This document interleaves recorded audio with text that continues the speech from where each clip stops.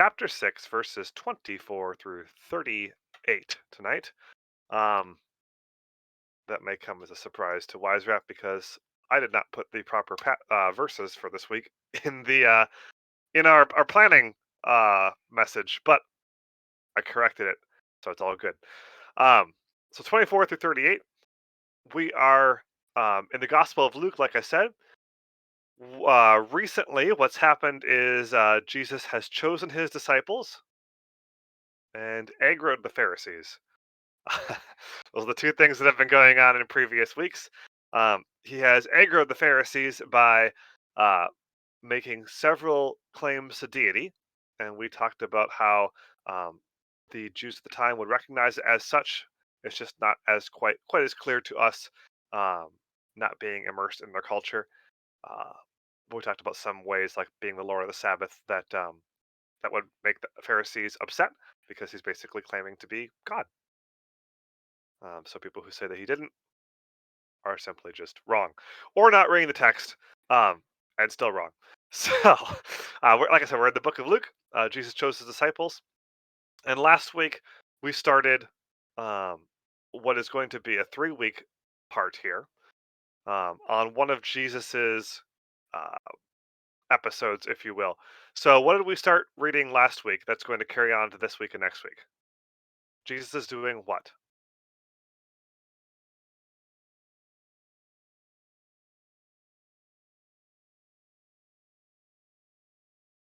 Yes, teaching. Okay. So the teaching that he's doing goes by various names. It is a version of the sermon that we kind of refer to as the Sermon on the Mount. Winged last week talked about how it's questionable as if it's the actual Sermon on the Mount because it's giving it in a flat place. So some people call it the Sermon on the Plains. There are a couple differences from what what we kind of can think of as a Sermon on the Mount, which comes out of Matthew. But there honestly, there's a lot of similarities. So there's a decent amount of debate as to is this the same sermon? Is this a different sermon? Honestly, it doesn't matter. Most likely, what happened is that Jesus, like a lot of Pharisees at the time, would have a message that he would go and preach in different areas with, and this message would be more or less the same sort of outline. Would just vary a bit from place to place, like a lot of speakers do, even today. Before the days of YouTube, this was very common because there wasn't ways back then, 2,000 years ago, for people to record and then watch a video of a sermon. So you would give the same message at multiple places. Most likely, that's what Jesus is doing here. Slightly different message, but roughly the same message, just at a different place, the same on the Mount. Um, there's yeah, missionaries exactly. Um, okay, so um, you were probably getting pretty familiar with this. This is because this is part of the central teaching of Christianity. This is a difficult study for me to lead because I have always struggled with how to handle the Sermon on the Mount. We went through the Beatitudes or the blesseds, the blessed statements, the four blessed statements last week. We're going to go through the four woes this week, and then a piece on dealing with evil people. It's difficult because at face value, a lot of the commands seem impossible or extreme. And the church has kind of wrestled with how to deal with this for the last 2,000 years. When I was in college, I read a book by Bonhoeffer called The Cost of Discipleship.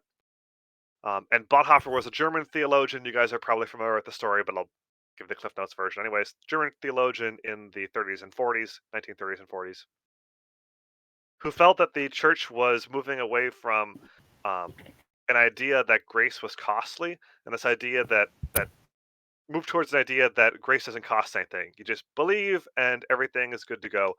You don't have to change your behavior or anything like that. Um, you just kind of believe, and there's not necessarily anything that goes along with that. He called that cheap grace, and what Jesus calls it to is costly grace. So um, hey, Altrex, you got an open mic. Um, so what Bonhoeffer in his book Cost of Discipleship um, preached was an idea that everything in the Sermon on the Mount is literally what Christ is calling us to, and literally what Christians are supposed to do exactly. And that anything beyond looking at it as literal is cheapening it, and we need to look at it as the full cost. And that's an admirable way to read this. The problem is that's pretty tough to live that way. And Bonhoeffer himself wound up being forced into a situation, specifically on one of the instances we'll circle back to later on tonight, in 27 through 38, where he found it not only un uh, impossible to live by, but he found it immoral to live by, which is kind of interesting. Um, and wound up actually dying because he went a different way than what he had originally taught in his book. So I say that to show you that to say that this is an incredibly difficult passage, and I'm going to give a couple interpretations of it. Wingy gave some last week. I'm sure Wiserat's going to give some next week. We're giving different interpretations of different passages, but they're all part of the same sermon. And the church itself has kind of wrestled with this. So the reason why we're wrestling with this is because it is a difficult series of passages here. Um, that's okay. We're that's part of engaging with scripture. Sometimes it's difficult. Sometimes you got to wrestle with it. All right. Enough intro. So last week we talked about the four blessed statements. This week we're gonna go into the woes and then the rest of it. So can I have a volunteer to read chapter 6, verses 24 through 26? Just three verses, very short.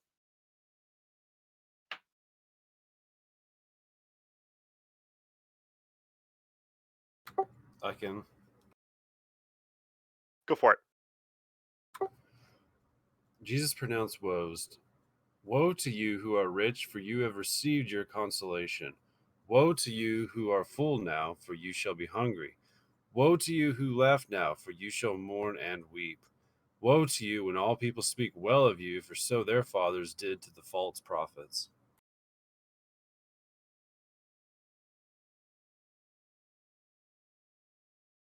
Thank you. All right, so now we have the four woes to go with, to contrast with the four blessed statements. And just as a reminder, the blessed statements from last week were, "Blessed are you who are poor, for yours is the kingdom of God. Blessed are you who are hungry now, for you shall be satisfied. Blessed are you who weep now, for you shall laugh. Blessed are you when people hate you, and when they exclude you, and when they revile you, and spurn your name as evil on account of the Son of Man." Okay, so now we have the contrast to that, which Wise had just read, which is, "Woe to you who are rich, woe to you who are full now, woe to you who laugh now, and woe to you when people speak well of you." Okay, so um, the if you notice, the four woe statements correspond to each one of the four blesseds. So poor versus rich, hungry versus full, weeping versus laughing, people speaking evil versus people speaking well. Um, Interestingly, in the people speaking evil, they actually say people in verse 22, "Blessed are you when people hate you and when they exclude you." So there's an exclusion element too, versus just speaking well of. Um, but that's neither here nor there. What do we notice in these statements, other than that they correspond with each one of the four joys? What sticks out to you about this?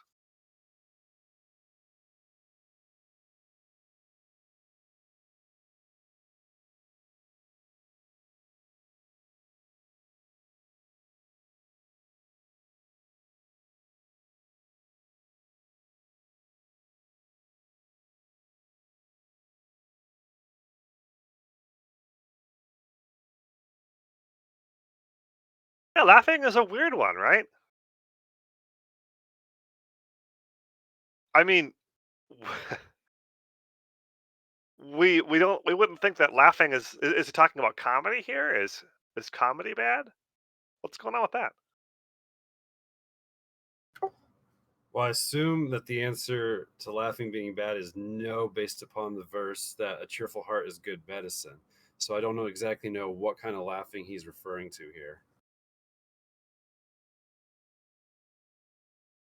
Good, good. Using the Bible to interpret this. Yeah, It- I'm not going to bombard you guys with verses, but suffice it to say, the Bible is not anti-joy. Okay, in fact, Christ gives us joy. Laughter is part of joy.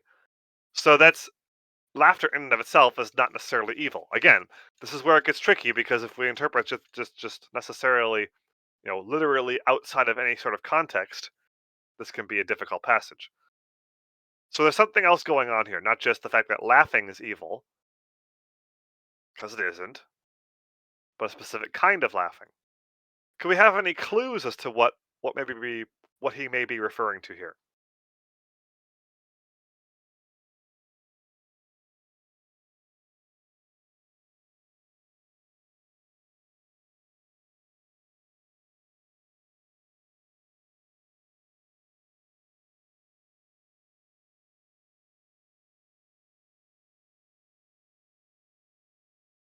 Let me ask it this way. Yeah, yeah, the Pharisees, more than likely.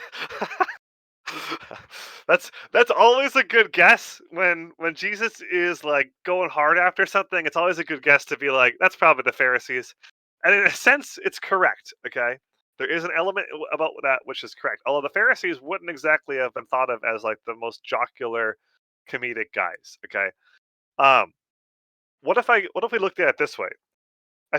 Part of the problem that people run into when they try to interpret this passage is they look at it as four separate people group.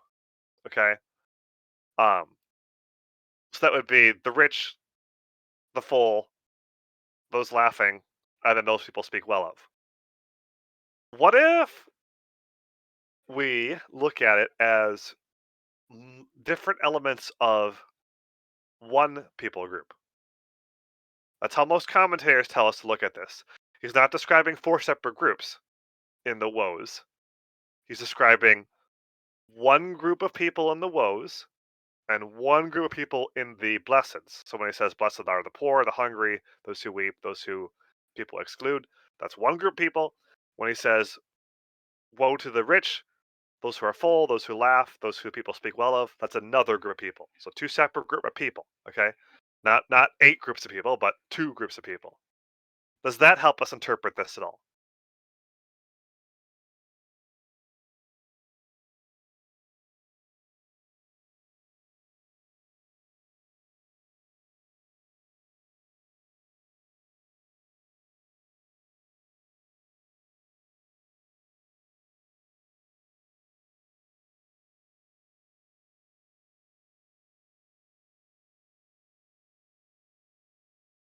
Yes, Ungarth, but not enough to help me participate. Roger, fair enough. Well, Okay. So, I think that is a proper way of interpreting this as two different groups of people. So, what kind of richness, fullness, laughter, and people speaking well of are we talking about here? That's evil. Okay. What kind of people are being condemned? We should say. Winged last week made the case that the poorness, hunger, weeping is a spiritual state. People understanding that they are in need versus people thinking that they have it all figured out. So, in that sense, those who know that they have need, those who know that they are poor, hungry, sad, versus those who think that they have it all, that does that would seem to be a good way to look at this. It's promising, right? My concern with looking at it as strictly spiritual versus versus physical um is that I think it might over spiritualize a text a little bit, and we kind of fall into that Gnostic spiritual versus physical divide. That's not necessarily a divide that Jesus always makes.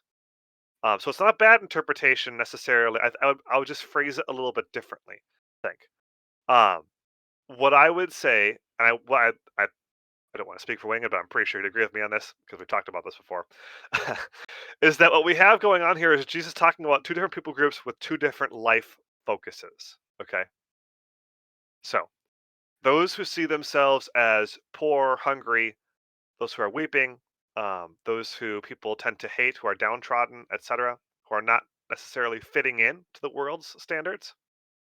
This is a people group that is not on trying to excel in this life for the sake of excelling in this life, for the sake of riches, fullness, laughter, and socially fitting in. Instead, they're seeking after something different. Those people that are seeking after something different, that are not focused on being rich, being comfortable, being happy, being fitting in. Those people that aren't seeking after that, those people are going to be blessed. Okay, God will give those people fulfillment. The people that are completely focused on the here and now. Okay, that's their driving factor. They want to be rich, like in verse 24. They want to be full. They want to laugh, um, and they want to be spoken well of and to fit in. Those people are going to be in trouble. Okay, because they're trying to build up themselves, self-aggrandize. They're focusing on getting themselves power, focusing on advancing their own mission, their own kingdom, versus submitting to God and doing what God wants. So it's lifting up the self versus lifting up God. Does that make sense?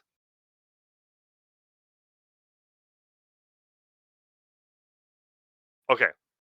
Why do you say that, Ungirth? And what? How can you possibly make that claim from this passage? Well, I would say that this goes back to the Garden of Eden, right? The whole point, the original sin was that what was the temptation that Satan gave to Eve? He said, "Eat this, and you'll be as a god." Right? That's more or less what he said. This will God doesn't want you to have this because you'll be like him. And Eve's like, I want to be like God, right? I want to have power. I want to be on his level. So instead of following God and doing things God's way, it was I'm going to seize power for myself, and that's exactly what we have going on here. So, um, so yes, in a sense, and this goes back to where both Winged and Wise Rat are correct on the interpretation of this, because who's doing this? The Pharisees, right? The Pharisees are using Scripture for their own um, self-aggrandizement, for their own power. They're using it to get rich, to be full, to be loved, to fit in, etc. Okay. So are the Romans, some are the Sadducees to varying degrees. So the Romans and the Sadducees and the Pharisees, who all kind of hate each other, are all doing this. And maybe that's why later they might think it might be convenient to all get together, even though they kind of hate each other, to get rid of Jesus. We'll see. Yeah. So we're going to circle back to that, as one could say, AJ, at the end. We are going to come back to that, though, because I don't think that the interpretation I'm proposing necessarily lets us out of the off the hook on this, right? Anyway, okay. So, um, actually, no. Let's talk about that now. Um, so that's the question, right? Like, is this softening this passage by saying, well, if you like, it's not necessarily the rich per se, but it's those who are seeking riches and those who are seeking to be full and those who are seeking laughter. Those who are seeking to do this stuff for themselves. Does that soften this passage? Does that make us off the hook in the modern North American church? Do we look at that and go, okay, that's not talking about us? It,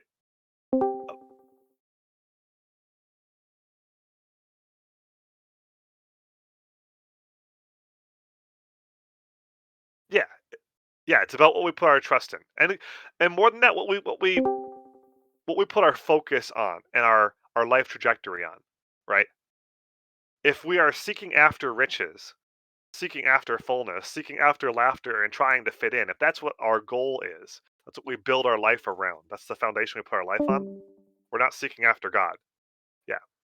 So the question is, as AJ said, the modern church, and we'll narrow that scale a little bit because it's unfair to lump in cultures we're not familiar with. So the modern North American church, per se, which one do we fit in? And you know what?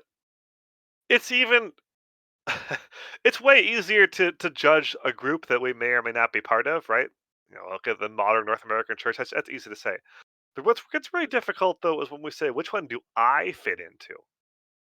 When I get up in the morning, am I seeking after God's will and realizing that I am poor, hungry, um, and sorrowful, etc. Sorrowful, etc. Enunciation.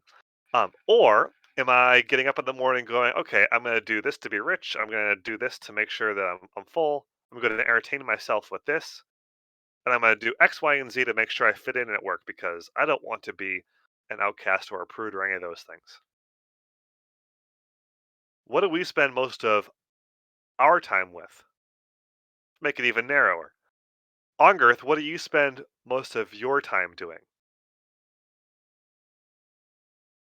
When we personalize this passage, this becomes a very frightening passage all of a sudden, and a very challenging passage.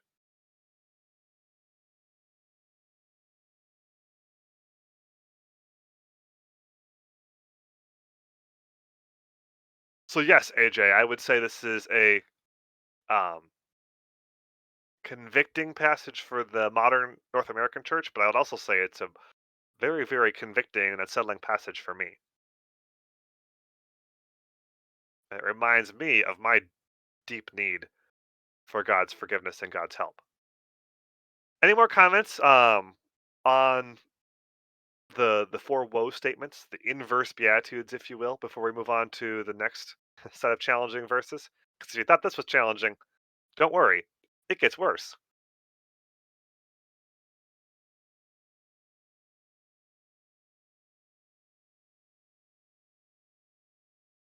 Okay, all right. Um, let's move on to verses 27 through 38. Can I volunteer to read those?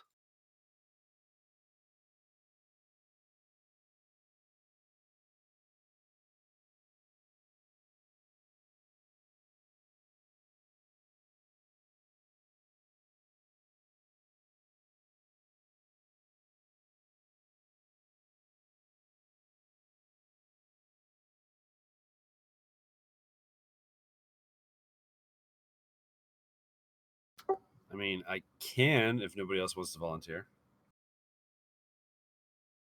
Go for it. We're going all the way to 38, right? Yep, 38. Not 36 like I originally set in the notes. But I say to you who hear, love your enemies, do good to those who hate you, bless those who curse you, pray for those who abuse you. To one who strikes you on the cheek, offer the other also.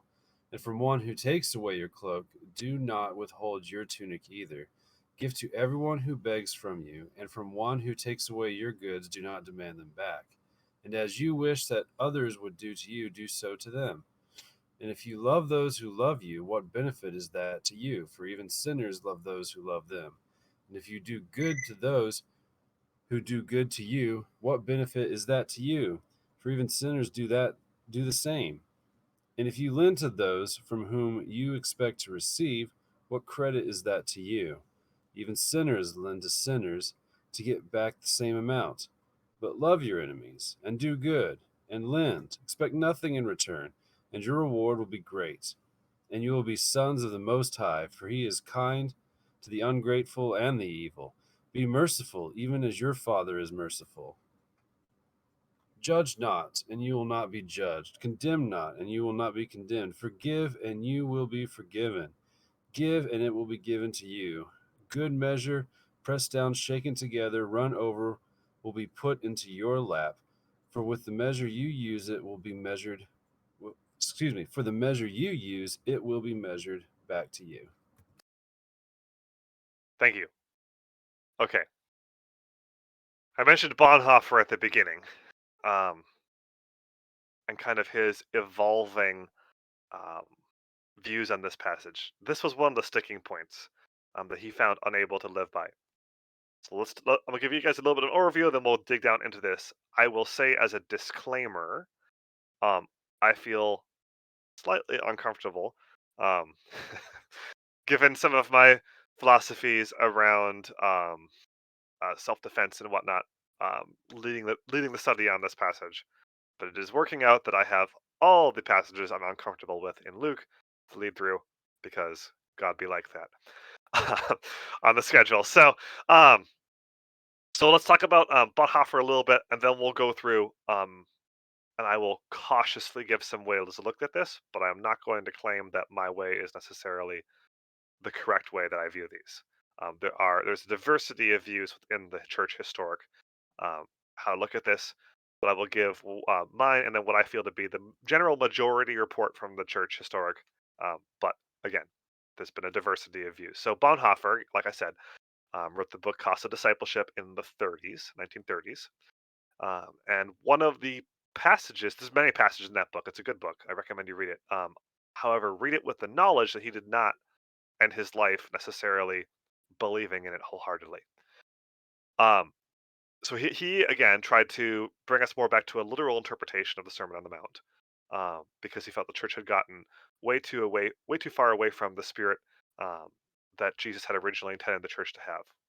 Which um, a general idea, which I agree with, by the way.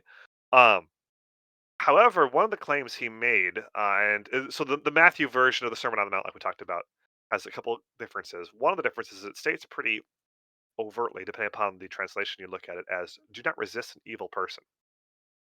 So when we talk about where it says, you know, um, in verses 27 through 31, where it talks about like, giving the cloak if someone tries to take it from you and things like that. We'll talk about the specifics of that in a moment. But the Matthew version says even more overtly, in case you're missing the point, do not resist an evil person. So Bonhoeffer claims in the Cost of Discipleship that any sort of resistance to evil is unchristian.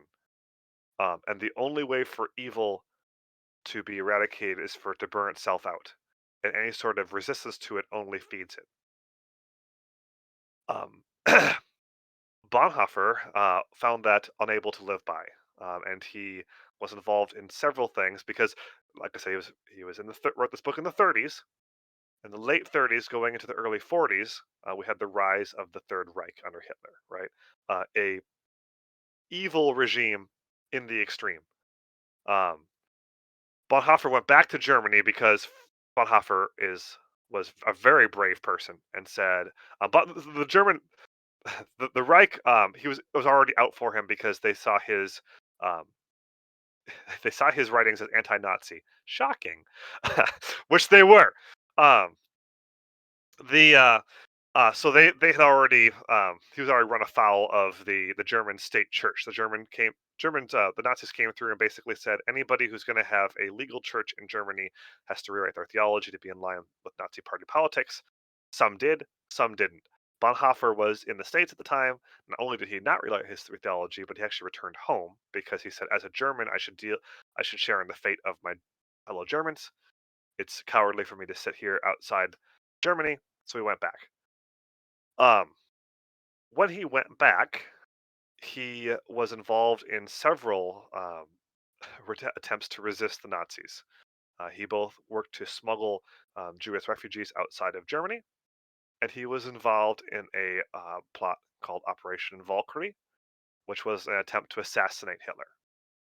So not only a passive resistance, if you will, of trying to take people out of the evil path, but also an active resistance of actively trying to remove Hitler from the equation. Okay, how did Bonhoeffer get around this? Well, his writings are kind of conflicted, and he wrote in prison, awaiting execution, several different things. We have some clues earlier on in his writings where he said things like, "It's better for an honest man to tell a lie than a liar to tell the truth. It's better for a good man to do bad than a bad man to do good." The problem is, Bonhoeffer's a very smart guy, but I feel that that particular line of reasoning, while interesting, does tend to fly in the face of Jesus's "You'll know them by their fruit" statement later on in this sermon. Um, so so what do we do with this then, right? Like, because the reason why I bring this up is this is a difficult set of passages here, and the one of the gentlemen who is a brilliant theologian and a very courageous person because he died for his beliefs and died doing things that it's highly suspect that any of us would have done, trying to resist the Nazi regime. Um, he he was one of the guys who said we need to interpret this literally, and he was unable to live by it, and in fact found it immoral to try and live by this. So what do we do with that? Do we? There's a couple of different options, right? Like we can just say, well, this is largely metaphorical. We could say this is largely using idiom and exaggeration. We could just say, well, we can't live by it. How do we handle this? That's the question I kind of want us to. Yeah, we could all be Quakers. We could be like, well, Bonhoeffer was wrong. Should have tried to smuggle Jews out. Should have tried to kill Hitler. Like that is a way that some people look at it. The Mennonites, for one. Um, I'm not ripping on the Mennonites by saying that. I'm some of some of my friends are Mennonites. They are actually some of the people that I respect the most in life are actually Mennonites. um, but yeah, it's a difficult thing, right? So let's take a look at this verse by verse. But I want you to kind of struggle with that as we do this, okay? Um, because there's no reason why I need to struggle by this by myself. You guys can struggle with me. All right, verse 7. I say to you, I'll hear me. You love your enemies, do good to those who hate you. Pretty much nobody at the time believed that. You love the people, your friends, you hate your enemies. That's how it goes. Verse 28. Bless those who curse you, pray for those who abuse you. Okay, again, we don't pray for those who abuse us. We pray like I would smash them against the rocks and their babies against the rocks, right? Psalms. Look at you, David. Verse 28. To the one who strikes you on the cheek, offer the other one also, and from the one who takes away your cloak, do not withhold your tunic either. There is a little bit of cultural background on this. The one who strikes you on the cheek, this would have been the way this is phrased would have been a backhanded blow, a slap, if you will. This was not. This would not. The way this is phrased, this would not have been considered a life or death thing, but this would have been an insult. Notably, the kind of insult that you would make on someone before you cast them out of a synagogue. That's kind of interesting. The one who takes away your cloak and did not withhold your tunic. The idea was if someone was going to steal your cloak, um, they're actually supposed to leave you with your tunic, kind of like an honor amongst thieves thing. Um, the tunic is kind of like your undershirt. Um, your inner garment. Your cloak would have been your jacket, more or less. Give to everyone who begs from you, and from one who takes away your goods, do not demand them back. There's a lot of talk in the American church right now as to like, is giving to people who are begging even a helpful thing when helping hurts? Points at that book over there. It says that. um, so there's a lot of debates that if that is we take it literally or not. And as you wish others would do to you, do to them as well. Golden rule, right? I don't think any of us here would disagree with that element of this, but that would have been pretty revolutionary for the time. Verse 32. If you love those that love you, what benefit is it to you? For even sinners love those who love them. Okay, that makes some sense, right? Unsaved people, people outside Christianity, they love those who love them. So what does that doesn't make us any different if we love just people who love us as Christians? If you do good to those who do good to you, what benefit is that to you? For even sinners do the same. And if you lend to those to whom you expect to receive, what credit is that to you? Even sinners lend to sinners and get back the same amount. Okay. Now, a lot of people have. There was a time in the church history, we should say, where the majority of the church said that this means you can't loan with interest, um, ever. This basically created a situation where created a lot of resentment between Christians and Jews because the Jews in Europe were like, "Cool, we don't have that command, so we'll do the banking." And then that's actually one of the things that led to um, the racism against Jews that the Nazis kind of picked up and ran with. Um, we have since, in most, uh, the majority report of the church now, whether you be Protestant, Orthodox, or Catholic, is that you can in fact lend with interest. You cannot, however, extort people. So it's a command against usury rather than necessarily interest and banking. Usury being like taking advantage of people with loans. Yeah, this and a similar one in Matthew because again, there's some overlap. Is where that came from, AJ. Yep. Um. Yeah. Yeah. But love your enemies and do good and land expecting nothing in return, and your reward be great, and you'll be sons of the Most High, for he is kind to the ungrateful and the evil. Be merciful as your Father is merciful. Okay. Judge not, and you will not be judged. Condemn not, and you will not be condemned. Forgive, and you'll be forgiven. One of the most quoted passages by non Christians of the New Testament. But that's neither here nor there. Verse 38, give and it will be given to you. Good measure, pressed down, shaken together, running over, and we put into your lap. For the measure you use will be measured back to you. Okay. Give what is talking about there? When you would measure out something, grain, sugar, goods, you would put it on a scale or you would put it into a container, right? And what they're saying is basically when you're going to give to someone rather than taking, ram as much in as you can. Give a little bit extra, is what this verse is saying. Because that measure that you use for giving is going to be used when God gives to you. Okay. That's the passage we're talking about tonight. Very challenging passage. What do we make of this? Is this literal? Can we explain some of this away and soften it a little bit? What is Jesus telling us here? Is he hardening the law? Because we hear people say that Jesus abolished the law, but this is way beyond what the law required. Significantly beyond what the Pharisees were requiring.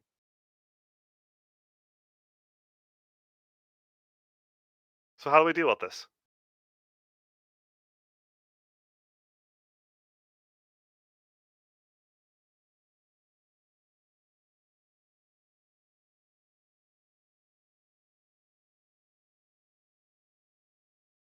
I'm so glad you got this passage and not me. Yeah, that makes one of us. I'm sure Winged feels the same way. Could you repeat the question on this one? Yeah, how do we handle this? Is all of this meant to be literal? If we like, what do we make of this? How do we live this out? So I don't know on some of the later stuff you're saying because daughter stuff happening, but the earlier stuff, it definitely seems like the one second.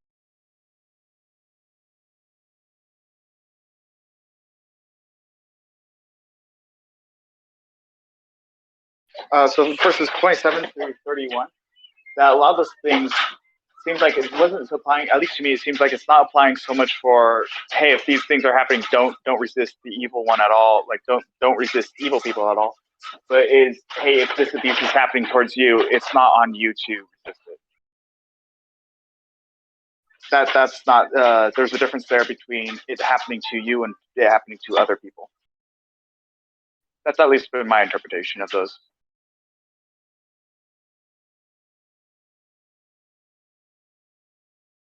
Okay, interesting. There is a large portion of church history that agrees with you, by the way.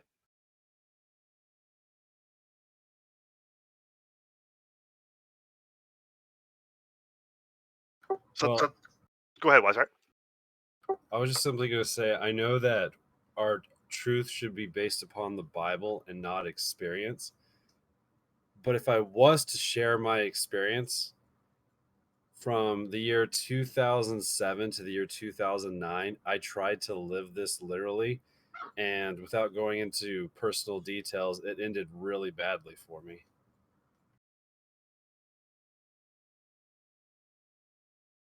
So I don't know. Like I don't have an answer for that.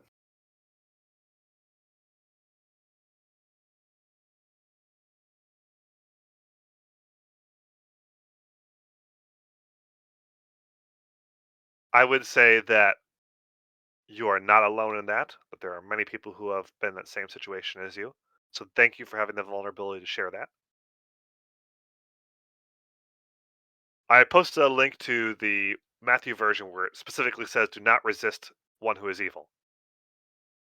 Um, and that's the one that Bonhoeffer preaches out of in this book, and it's pretty tough to get away from. Um, yeah. So the sorry, go ahead. Altrox is typing.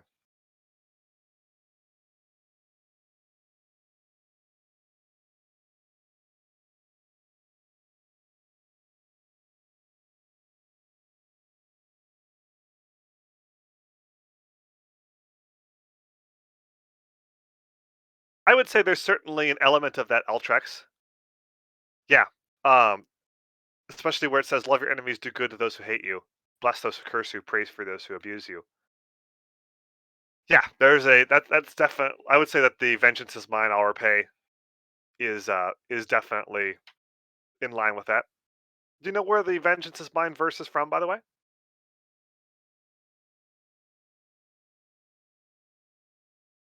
That's Psalms, right?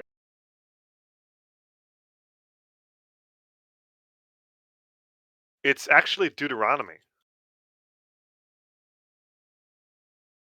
So it's interesting. We think of that concept as a New Testament concept, but it is like in the heart of Old Testament law. Yeah, Paul quotes it. So it's in Romans and Hebrews as well. Paul quotes it in Romans, and then whoever wrote Hebrews quotes it in Hebrews.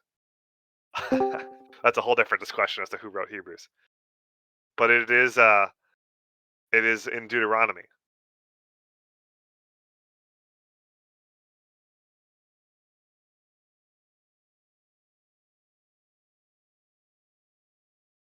which kind of brings us to an interesting um kind of brings us full circle in a way.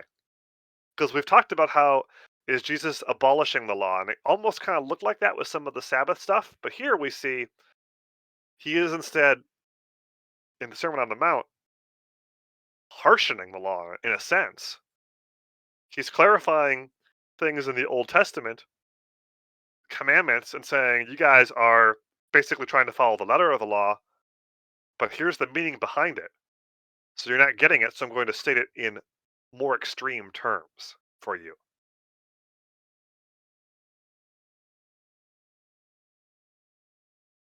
Deuteronomy 32:35. I had to I did not know off the top of my head. I had to look that up on Bible Gateway, by the way. Deuteronomy 32:35. Um, yeah. Um, Romans 12:19 is correct, where Paul quoted it. Yep. But he's pulling so he's pulling a concept out of the Old Testament here, out of the law, which is what Jesus does. Jesus is in a sense, a uh, it might be 710 as well. But Jesus is as a master rabbi. Jesus is oftentimes just restating Old Testament ideas in new ways, trying to bring people back to the core message of what God's always been telling his people. They just kind of drifted away from, which shouldn't surprise us, right? Like if he's God. Um, but he's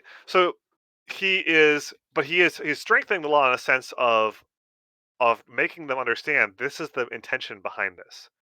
The intention behind these commands is that you don't become a people of hatred who begin to seek after revenge and just are limited by in your revenge by these commands, but you literally don't want revenge. That you know that you're actually not trying to get revenge, not just trying to find ways to skirt the law. Trying to find it's the same way of of you trying to um, in verses 32 through 36. Um, he is strengthening some of the commands about taking advantage of the poor and taking advantage of lenders, um, by basically saying, "Look, like ideally, you wouldn't be getting any interest. Like, don't think that you're great by giving people, um, by not completely taking the shirt off their back, if you will, with interest, but just by taking some. The whole your whole point should not be to try and take as much as you can from people, right? So the question is what we do with this, right? If we try to live it out literally, this is the I'll give my opinion on this. This is my way of looking at this. If we try to live out this literally, this is impossible, and this is a difficult passage, which is good. I think, in a sense, Jesus is trying to go for that. Why would he tell us to do something impossible? Because because Christianity is not about doing things. Remember, Faith is it is in a sense we have to do, we do things because we believe something, right? We do something things because we follow Jesus. But Christianity is not about earning your way into heaven. Jesus is saying the standard is so high nobody can attain it. And that's why he's here, right? That's why he came. That's why he came and had to die for us because we cannot save ourselves. Okay? That's part of the deal. So part of the raising of the standard or explaining how high the standard is, I think that's a big part of the even when we talked about the woes above. So that's why I rolled them into this week. And then some of these commandments about, or some of the things he says about loving your enemies, not cursing anyone, giving people tunics, never, giving to everyone who begs. These are sorts of things that are impossible. If you try to live like this, you'd have a miserable life. And that's part of the point, is we can't live like this. Okay. So that's why Jesus came, because we can't be perfect. He came to die for us, live a perfect life, and to die for us because, we can't do it on our own. So part of the Sermon on the Mount is helping people to realize that we are poor, we are hungry, we should be weeping. Like, this is because we can't live up to the standard. Okay. But when we realize that, circling back to what Wingy talked about last week, ours is the kingdom of God, we'll be satisfied, we'll laugh because God will, through Jesus and his sacrifice, will cover the gap, if you will. Okay. So that's part of this. I think though that's not all of it. Um, I think part of it is Jesus is talking about the intent behind the law, not just the letter of the law. So this is where I think Bonhoeffer both read this right and wrong back in the 30s in Cost of Discipleship. I think he read it right in that, in a sense, Jesus is talking about, like, this is the standard if you're going to try and work your way into heaven. So it is in one element meant to be read literally. Bonhoeffer realized that not only is it not possible to do that, but it might not even be the right thing to do in a lot of situations, because in a lot of situations, if you're going to follow this, you're going to sacrifice um, other goods, if you will, greater goods. So it's impossible to live perfectly. Um, I think that um, there's an element of this that is meant to be read as the spirit behind the law, not just the letter of the law. So I think if we go through and we go, okay, so I can't strike somebody back. I have to give my undershirt if someone takes my jacket. I have to literally give to every beggar that I pass that's asking for money.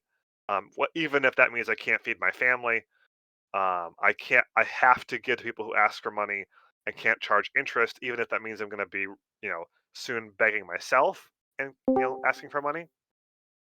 I think if we try to read it like that and say, okay, I'm going to follow this like the Pharisees followed the old law, I think we're missing the point. The point I think that Jesus is making here is that, like I said earlier, 2 points. Number one, that we can't um, follow the law perfectly, but it's possible to that. I think the other point he's making is that people are missing the point behind the law, the intent behind the law. Yeah. So we're getting to that in a second. I think what he's saying here is there is a deeper law behind the specific laws that people are missing, right? So what's the intent behind um, the Old Testament statement of vengeance is mine, I'll repay? It means that we should not be seeking vengeance, right? The Old Testament laws limited how much vengeance you could get. Okay. Jesus is saying here the whole idea is not to look for vengeance. We should, instead of trying to, specifically see what are the specific rules around taking money from the poor or lending money, we should do it with the intent to help people instead of just to make ourselves richer. When we should not go out and try to judge other people and put them down, but we should try to find ways to build them up, to give them value, not look at them as how we can take things from them, but to look how we can build people up. with our lives in verses 37 and 38. I think Jesus is saying you're trying to follow some of the specific rules, but there is a much deeper law here, an idea of loving God and loving the people around, loving your neighbor as yourself, that you people are missing. And I think that if we focus too much on the specifics of some of this, then we miss it too. That's kind of how. So those are kind of the two ways that and again, there's layers of meaning on these texts. I think that there's those at least two layers of meaning are proper ways to look at this. Several commentators agree with me. Other groups throughout church history have disagreed with me. So take that for what you will. You are welcome to other interpretations. So, but Dodge says, what about when Jesus drove the money changers from the temple? That is an excellent question. Um, I would say that those people are following. So Dodge, to be fair, wasn't here at the beginning when we were talking about. Um, I kind of addressed this at the beginning. So Dodge, when yep, in the opening, I'll just go over it again quick. I proposed the interpretation for the Beatitudes and the woes, that this is speaking about two different people groups, um, not eight different people groups. So the woes are one people group, the blesseds are one people group, and that the people that the two people group is talking about are those who are looking at life as what they can get out of it, and those who are seeking after God with their life. Those who are grasping for their own power, and those who are looking to serve God. I would argue it is the same paradox or the same choice, the same fork in the road. Not paradox. I'd argue that it's the same choice that Adam and Eve had in the garden. Am I going to follow God's command? Or am I going to seek after power for myself and grasp power for myself so that I can be as a god? As like why Eve grabbed the fruit, or the same way as why Adam did too. So, um, so in that sense, the money changers would certainly fall into that latter camp of they're looking at the temple as to how they can get rich. That's not how we should be approaching the temple. We should be approaching the temple as some as a humble service of God, right? We're not going to be changing money in the temple and trying to extort people in temple if we realize that we are spiritually um well, not just spiritually, but before God, we're poor, hungry, we should be weeping, and we're more worried about serving God than fitting in, right? Um, we're not going to be changing money in that sense. So I think that if we look at the Beatitudes and the woes in that paradigm of life focus, life intent, um, then I think that fits. I think that helps us understand um, some of what he's saying here in the other passages as well, as to what's our life focus. Is our life focus to make ourselves to seize power, to make sure that we're socially um, that to make sure that we're respected and that we're loved and that we're held in socially high standard? If so, we'll be going out to people who insult us, making sure that people know not to mess with us, um, making sure that people respect our credit and those sorts of things. Or will we be looking out for those around us and viewing them as images of God and trying to find ways to help them, and instead of seizing power for ourselves, finding ways to empower others? I think it's a life focus thing. Um, One more statement, and then I'll leave it open up totally for discussion. Um, One could argue that this softens the passage some. I would argue that it does not, in effect, strengthens it.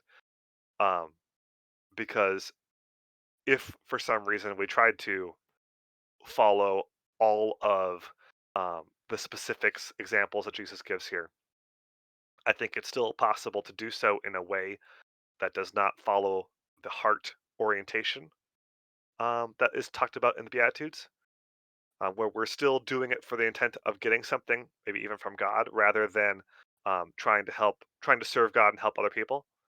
And it's still possible to hate people, even as we don't take revenge, right? I would argue that this call to view it as a um, a life trajectory as a mission, if you will, to help to serve God and help others, rather than um, specific commandments that Jesus is adding, is a much more difficult thing because it calls focus and how we use our time and how we use our energy, what we seek after into question, rather than just specific instances of cloaks and tunics and slapping and things like that.